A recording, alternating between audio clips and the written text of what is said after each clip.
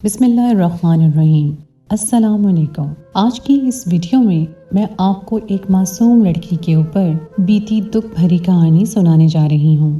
آج میرا نکاح تھا، میں دلہن بنی بیٹھی تھی۔ میں تو ویسے بھی بہت حسین تھی، مگر آج اور بھی خوبصورت لگ رہی تھی۔ سبھی کہہ رہے تھے، مگر میرا دل تڑپ رہا تھا کہ یہ کیسے ہو گیا تھا، ایسے نہیں ہونا چاہیے تھا۔ میں بہت خوفزدہ تھی۔ آج تک اپنے جس دیور سے میری بہت دوستی تھی، جسے میں اپنا بچہ سمجھتی تھی، آج وہی میرا شوہر کیسے بن گیا؟ یا خدایا، میں اس کا سامنا کیسے کروں گی؟ تھوڑی دیر بعد دروازہ کھلا، میں اپنے آپ میں ہی سمٹ گئی۔ سارم اندر آ گیا تھا۔ وہ میرے پاس بیٹھا، میرے ہاتھوں میں کپ کپاہٹ ہو رہی تھی۔ سارم نے میرا نام پکارا تو میں سسک گئی۔ آج تک وہ مجھے رابیل بھابی کہتا تھا، اور آج صرف رابیل کہہ رہا تھا۔ مجھے بہت برا لگا۔ میں اٹھ کر واش روم جانے لگی کہ اس نے میرا ہاتھ پکڑ لیا۔ رابیل، میری بات سنیں۔ وہ بہت پریشان تھا۔ میں نے اس کی بات نہیں سنی اور اسے برا بھلا کہنا شروع کر دیا۔ وہ مجھے سمجھانے لگا، مگر میرے اندر جیسے ایک آگ سی لگی ہوئی تھی۔ میں نے اپنی سرخ چوڑیاں اتار دیں، اپنا دوپٹہ اتار پھینکا جو کہ لال رنگ کا تھا۔ مجھے سارم بے حد برا لگ رہا تھا۔ مجھے سارم سے گھن آ رہی تھی۔ میں نے اس سے کہا کہ وہ میرے کمرے سے نکل جائے۔ تبھی وہ مجھے سمجھانے لگا کہ امی ابو کیا کہیں گے، مگر میں کچھ سننا نہیں چاہتی تھی۔ مجھ پر یہ بندھن زبردستی باندھا گیا تھا۔ وہ افسوس سے مجھے دیکھتا کمرے سے نکل گیا۔ میری پہلی شادی دھوم دھام سے ہوئی تھی۔ احمد نے مجھے ایک شادی میں دیکھا تھا اور وہ میرے دیوانے ہو گئے تھے۔ پھر تو ان کے ماں باپ نے میرے گھر کی دہلیز پکڑ لی۔ روز آتے تھے کہ رابیل کا رشتہ ہمیں دے دیں۔ گھر والوں نے یہ رشتہ قبول کر لیا تھا۔ جھٹ منگنی اور پٹ بیاہ ہو گیا۔ میں بہت خوش تھی۔ احمد کا پیار، ان کی محبت مجھ سے سنبھالے نہیں سنبھلتی تھی۔ جتنی محبت وہ مجھ سے کرتے تھے، اس سے زیادہ میں ان سے کرنے لگی۔ گھر میں آنٹی اور میرا چھوٹا دیور سارم، ہم سبھی ایک ساتھ رہتے تھے۔ جبکہ میری نند طیبہ کی شادی ہو گئی تھی۔ وہ احمد سے بڑی تھی۔ میری ساس مجھ سے بہت محبت کرتی تھی۔ میں بھی ہر ممکن ان کی خدمت کرتی، اور سارم تو جیسے میرے لیے کسی بچے کی مانند تھا۔ ہر وقت میرے آگے پیچھے گھومتا رہتا۔ بھابی آپ بہت اچھی ہیں۔ وہ میرا دوپٹہ چومتا، میں اسے گلے سے لگا لیتی۔ جب بھی سارم کو کوئی کام ہوتا وہ مجھ سے کہتا، میں اس کی ہر ضرورت کا خیال رکھتی۔ وہ اب بڑا ہو گیا تھا، تبھی کالج جانے لگا تو کالج کے قصے بھی مجھ سے شیئر کرتا۔ پتہ ہی نہ چلا ہماری شادی کو 5 برس بیت گئے۔ ایک دن میری طبیعت اچانک خراب ہو گئی۔ کچن میں کھانا بناتے ہوئے میں چکرا کر گر پڑی۔ سبھی کو بلایا۔ سارم جو پانی پینے آیا تھا اس نے مجھے اٹھایا اور مجھے میرے کمرے تک لایا۔ میری ساس آئیں اور ان دونوں نے مجھے کمرے میں لٹا دیا۔ سارم نے احمد کو کال کی کہ بھائی بھابی بے ہوش ہو گئی ہیں، آپ جلدی سے آ جائیں۔ میری ساس مجھ پہ دم کرنے لگی، پانی کے چھینٹے مارنے لگی۔ تب جا کر مجھے ہوش آیا۔ تب تک احمد بھی ڈاکٹر کو لے کر آ گئے تھے۔ چیک اپ کے بعد ڈاکٹر نے بتایا کہ میں امید سے ہوں۔ احمد کی خوشی کا ٹھکانہ نہیں تھا۔ میرے ساس سسر بھی بہت خوش تھے، اور سارم تو خوشی سے پاگل ہو رہا تھا۔ وہ چاچا بننے لگا تھا۔ مجھے شرم آ رہی تھی، مگر پھر بھی میں بہت خوش تھی۔ اب مجھے گھر کا کوئی کام نہیں کرنے دیا جا رہا تھا۔ احمد نے ماسی کا بندوبست کر دیا۔ ٹھیک 9 ماہ بعد نوفل میرے گود میں آ گیا۔ پھر تو سب گھر والے اس کے دیوانے ہو گئے۔ سارم سارا دن اسے اٹھائے پھرتا تھا۔ وہ چچا بھتیجا سارا دن اودھم مچائے رکھتے تھے۔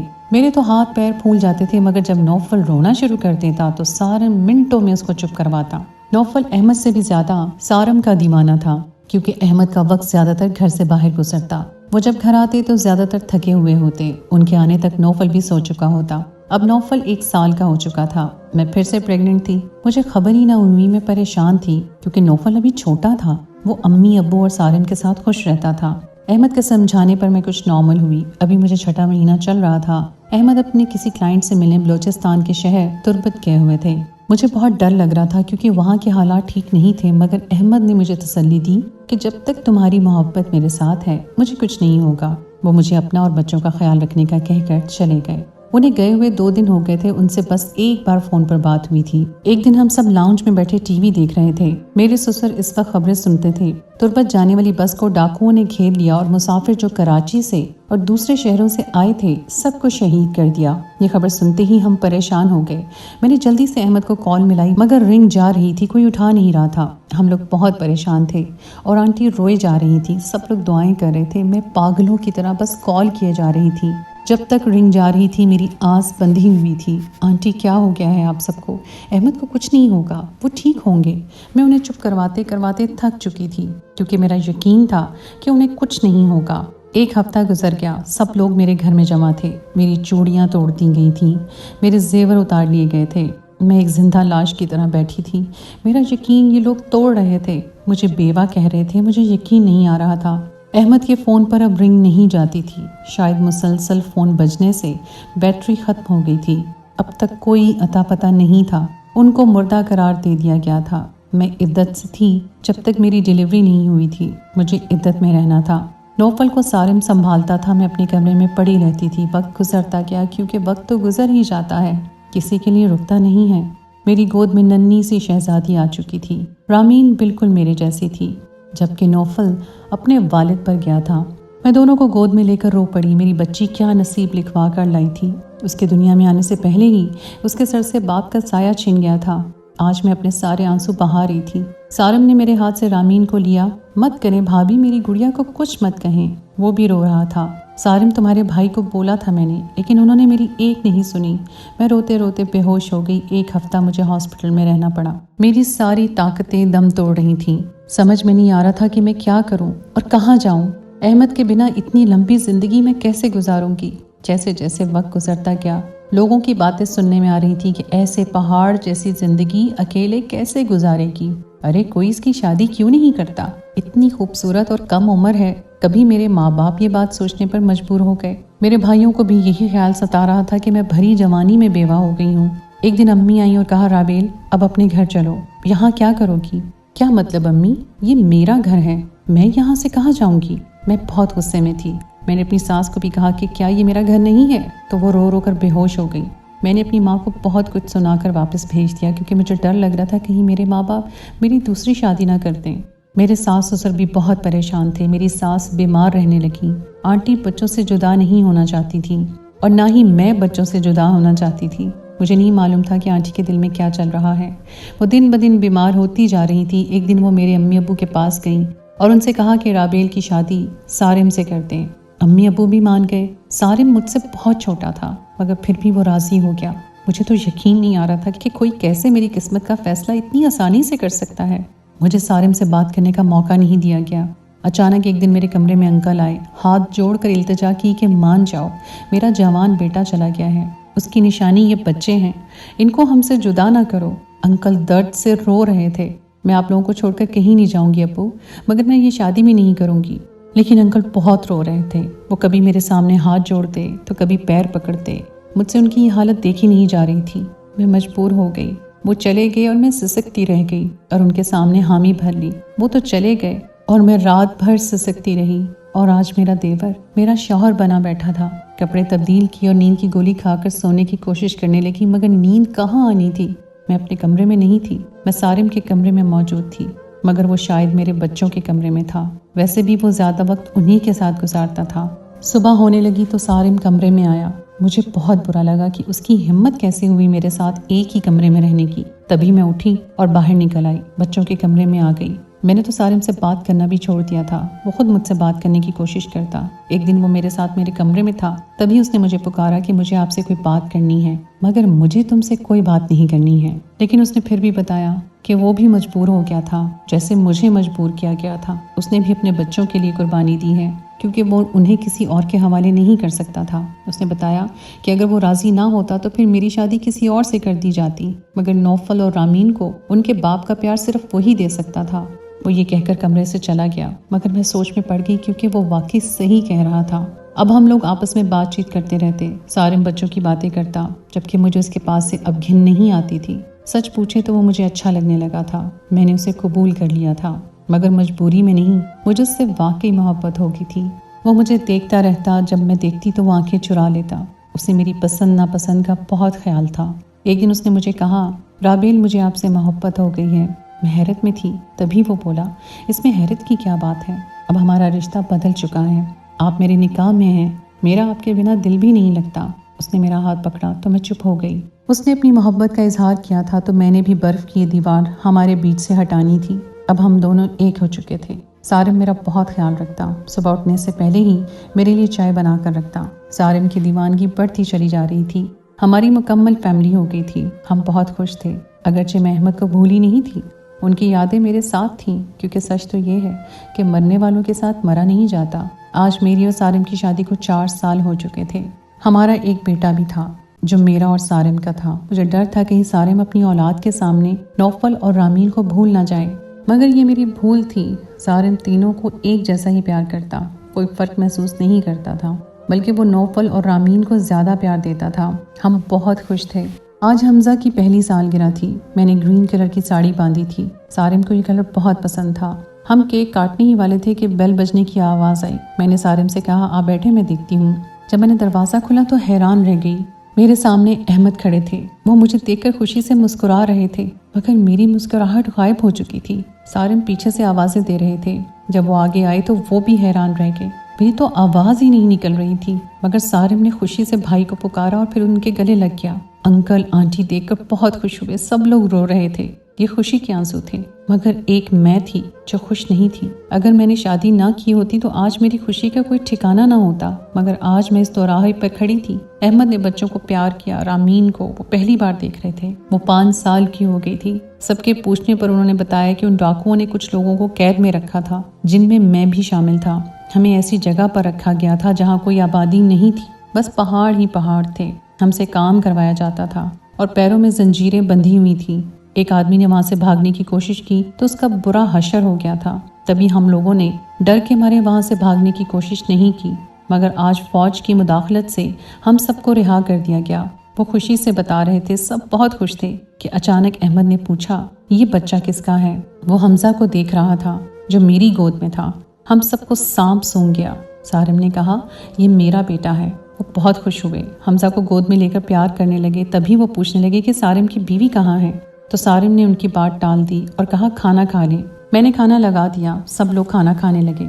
मैं और सारिम बस प्लेट में चमचा ही चला रहे थे। आंटी अंकल भी बहुत परेशान थी कि अब क्या होगा। मैंने डरते हुए पूछा, बेटा घबराओ मत, अभी उनको आराम करने दो, सुबह बात करेंगे। वो समझते क्यों नहीं, मुझे अपनी बीवी समझते हैं, मेरे बगैर कमरे में नहीं जाएंगे। मैंने उन्हें समझाया। तब सारिम ने अपना सर पकड़ लिया। मुझे उनको सब कुछ बताना होगा। मुझ में उनका सामना करने की हिम्मत नहीं थी। अंदर से बातों की आवाज़ें आ रही थी। कुछ देर बाद आवाज़ें बुलंद होने लगी। तुम ऐसा कैसे कर सकते हो? वो चिल्लाने लगे। भाई मेरी बात को समझने की कोशिश करें। सारिम समझा रहा था पर वो कुछ सुन नहीं रहे थे। अहमद सख्त गम व गुस्से की हालत में थे। उनको लग रहा था कि सारिम की बुरी नज़र थी मुझ पर, तभी उसने मुझसे शादी कर ली। वो सारिम का गिरबान पकड़े हुए थे। भाई मैं मजबूर हो गया था। वो भी तेज़ आवाज़ में बोल रहा था। अंकल आंटी भी उसे समझाने लगे कि हम जवान लड़की को कब तक अपने घर में बिठा कर रखते, कोई और बाप होता तो बच्चों का क्या होता। इसीलिए हमने ये फैसला किया। इन दोनों ने ये सब बच्चों के लिए किया है। अहमद अब चुप हो गए थे। वो समझ गए थे कि उनके बाद हालात कैसे हो गए हैं। ठीक है अम्मी, लेकिन अब तो मैं आ गया हूँ। अब राबेल मेरी बीवी है, उन्होंने फैसला सुनाया। सारिम के माथे पे बल पड़ गए। मेरी धड़कनें बढ़ गई। नहीं भाई, अब वो मेरी बीवी है, आपकी नहीं। सारिम ने हिम्मत करके कहा। तभी वो चिल्लाने लगी। तभी अंकल बीच में आए और दोनों के सामने हाथ जोड़े कि चुप हो जाओ, मैं ये फैसला तुम दोनों पर नहीं छोड़ता, हमें फतवा लेना पड़ेगा। सब लोग अपने कमरों में जाओ। अब रात को किसी को नींद ना आई। सारिम मेरे फ़ोन पर मैसेज किए जा रहा था, जबकि मैं बच्चों के कमरे में थी। सारिम को डर था कि उसे छोड़ ना दूं। मैं कोई जवाब नहीं दे रही थी। मेरा साथ मत छोड़ना, सारिम मैसेज कर रहा था। मैंने कोई जवाब न दिया। अजान की आवाज़ पर सब अपने कमरों से निकले। सब ने नमाज अदा की। घर के मर्द मुफ्ती साहब के पास गए ताकि वो उनसे मशवरा कर सकें। वो वापस आ गए थे। मैं बहुत परेशान थी। अहमद मेरा कल थे, सारिम मेरा आज था। दोनों मेरी मोहब्बत थे, मगर सारिम का पल्ला भारी हो रहा था। मैं उससे बहुत मोहब्बत करती थी। उसने मेरे लिए और मेरे बच्चों के लिए जो कुर्बानियाँ दी थी, मैं वो नहीं भूल सकती थी। मैं अहमद की दूरी सहती गई थी, मगर शायद सारिम के न सह पाती। सारिम अंदर आया। उसने मुझे तड़प कर देखा। मुझसे पूछने लगा कि मेरा साथ छोड़ तो नहीं दोगी। मैंने उसे कहा कि मैं उससे बहुत मोहब्बत करती हूँ, मगर जो फैसला मुफ्ती साहब देंगे वही मुझे कबूल करना होगा। शाम तक सारे ख़ानदान में खबर फैल चुकी थी कि अहमद वापस आ गए हैं। लोग जमा हो रहे थे, मुबारकबाद दे रहे थे। जो भी आता मुझे अजीब नज़रों से देखना शुरू कर देता। कुछ लोगों ने मुझसे पूछा कि अब तुम किसकी बीवी हो। सब लोग अपने अपने मशवरे दे रहे थे और मैं तंग आकर मैके आ गई। ये दिन जैसे सूली पर गुजारने थे। मैके में भी सब लोग मुझे सवालिया नज़रों से देख रहे थे। मैं सब्र कर रही थी। बच्चों को अहमद याद नहीं थे। सारिम के लिए रोते और तंग करते। एक दिन मैंने सारिम को फ़ोन किया कि नौफल को वापस ले जाओ, वो यहाँ बहुत तंग करता है, जबकि मैं किसी का सामना नहीं करना चाहती थी। अहमद ने एक तो मुफ्तियान दीन से रब्ता किया था। उन सब का यही जवाब था कि मैं अब सारिम की बीवी हूँ। वो बहुत गुस्से में थे। उन्होंने सारिम से कहा कि वो मुझे तलाक दे दें ताकि वो मुझसे फिर से शादी कर लें। इस बात पर सारिम राज़ी नहीं था। अब मुफ्ती साहब वापस आ चुके थे। उन्होंने शाम का वक्त दिया था। शाम हो गई थी पर सब फतवा लेने के लिए चले गए। मुफ्ती साहब ने सब सुनकर कहा, देखें, जब आपका बड़ा बेटा 5.5 साल तक नजर नहीं आया, ना ही उसका कुछ आने का आसरा था, ऐसे में उसे मुर्दा माना जाता है। शरीयत की रूह से इतने अरसे तक निकाह खुद ब खुद ख़त्म हो जाता है। अगर शौहर जिंदा भी हो, बीवी से कोई राब्ता ना रखे, यानी बीवी को इल्म ना हो कि वो कहाँ है, जिंदा भी है या नहीं, तो निकाह खुद ब खुद ख़त्म हो जाता है। अब ऐसा है कि आपकी बहू ने इद्दत गुजारी, फिर भी 1 साल इंतज़ार किया, मगर कोई जवाब उनको ना मिला तो वो आज़ाद थीं, और जो निकाह हुआ है वो जायज़ तरीके से हुआ है। अब राबील बेटी और सारिम मियाँ शौहर और बीवी हैं। दीनी और दुनियावी दोनों कानून यही फैसला सुनाएंगे। उन्होंने अहमद से कहा कि वो सब्र करें और किस्मत के फैसले को मान लें। मैं बहुत परेशान थी, मगर सारिम पर नज़र पड़ी तो कुछ सुकून मिला, क्योंकि वो पुरसुकून था, जबकि अहमद बुझे हुए थे। वो आकर जैसे ही बैठे, अहमद ने सारिम से कहा कि वो मुझे तलाक दे दे। सारिम हैरान था, सभी घर वाले हैरत पर थे, जबकि वो अपनी बात पर कायम थे। अहमद बज़िद थे कि सारिम मुझे तलाक दे दे, वो मुझसे दोबारा निकाह करेंगे। इस बात पर उनकी बहस बढ़ती जा रही थी। वो हाथापाई पर उतर आए। मैं बहुत डर गई थी। घर में तूफान बरपा था। जब ये दोनों एक दूसरे की जान के दुश्मन बन गए तो फिर मैंने खुद को जख्मी कर लिया कि मैं ही सबकी वजह हूँ, तो क्यों ना मैं ही मर जाऊँ। तभी मैं बेहोश हो गई। मुझे हॉस्पिटल ले जाया गया। मेरा बहुत खून बह रहा था। जब होश आया तो सारिम मेरे पास थे। वो मुझे देखकर बहुत खुश हुए। मैं नाराज़ थी कि मुझे क्यों बचाया। उस सब की वजह मैं हूँ। मुझे मर जाने दिया होता। इतने में अहमद भी आगे आए। वो अपने किए पर बहुत शर्मिंदा थे और मुझसे माफ़ी मांग रहे थे। मैं बहुत रो रही थी। किस्मत ने ऐसे दोराहे पर लाकर खड़ा कर दिया था कि एक रास्ता चुनना बहुत मुश्किल था। मैं घर आ गई थी। अहमद ने बैरून मुल्क जाने का फ़ैसला कर लिया। अब वो हमारे बीच नहीं रह सकते थे। वो जाते जाते मेरे कमरे में आए। मैंने अहमद से माफ़ी मांगी। वो कहने लगे, मुझे तुमसे कोई गिला नहीं। वो बुझे कदमों से बाहर जाने लगे। सारिम कहने लगे, इस सब में तुम्हारी कोई गलती नहीं है, ये सब किस्मत के खेल हैं, और किस्मत के आगे इंसान बेबस होता है। जी हाँ दोस्तों, ये थी आज की कहानी। उम्मीद है आपको आज की कहानी पसंद आई होगी। अगर आपको कहानी अच्छी लगे तो हमारे चैनल मेरी आवाज़ को सब्सक्राइब ज़रूर कीजिए। अगर इस कहानी के मुतालिक आप अपनी कोई राय देना चाहते हैं तो कमेंट सेक्शन में ज़रूर बताइए। अगली कहानी तक के लिए मुझे इजाज़त दें। अल्लाह हाफ़िज़।